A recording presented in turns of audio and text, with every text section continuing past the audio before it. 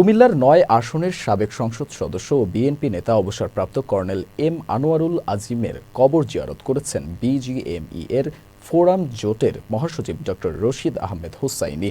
বুধবার বিকেলে মনোহরগঞ্জ উপজেলার শরীফপুর গ্রামে তার বাড়িতে যান তিনি। এ সময় উপস্থিত ছিলেন যুব দলের কেন্দ্রীয় সাবেক সহ সাধারণ সম্পাদক এস.এম. মিজানুর রহমান ও লাকসাম উপজেলা বিএনপির সাবেক সদস্য এ.কে.এম. আতিকুর রহমান সহ অন্যান্যরা।